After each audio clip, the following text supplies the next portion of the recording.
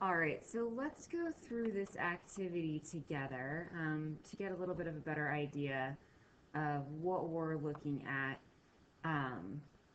in 3.2. So what you need to do for this is draw a triangle, as it says in part A. So I've got my piece of paper here, and I'm going to draw a triangle.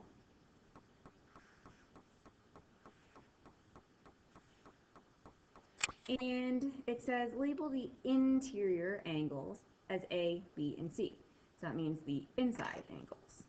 So I'm going to say A, B, and C. Now, the next step says carefully cut out the triangle and tear off the 3 corners of the triangle. All right, so I'm going to take my scissors here, and I will carefully cut out my triangle. So you can be following along with this, making your triangle and cutting it out. So I have my triangle A, B, and C. All right, it says now tear off the 3 corners of the triangle. Okay, I'm going to tear off my angle C, and I'm going to tear off angle B, and I'm going to tear off angle A. It says now arrange angles A and B so that they share a vertex, or what that also means is a corner, and are adjacent. We've been talking about how adjacent means next to each other. Okay, so I'm going to arrange A and B so that they share a corner and are adjacent, are next to each other. All right. So the next question is, how can you place the third angle to determine the sum of the measures of interior angles? So take a second here, and I'm going to scooch this down so we just have a little bit more room to look at this. And think about what we've just learned about lines and supplementary angles. And think about how the placement of C could determine the sum of the measures of the interior angles. So when added up, what would the 3 angles inside a triangle equal?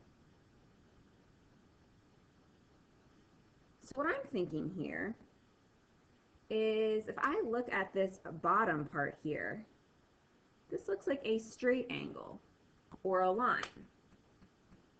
And I know that a straight angle, or a line, has a measure of 180 degrees.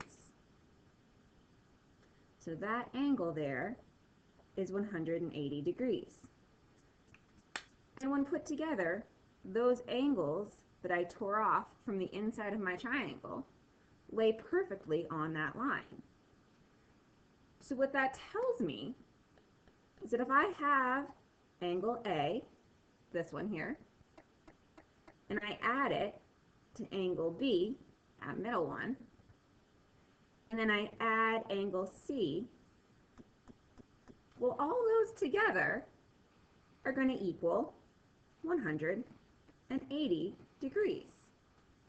And that's something we knew from previous lessons this year, actually really early on in this year, when we made that rule that said the internal angles of a triangle will always equal 180 degrees.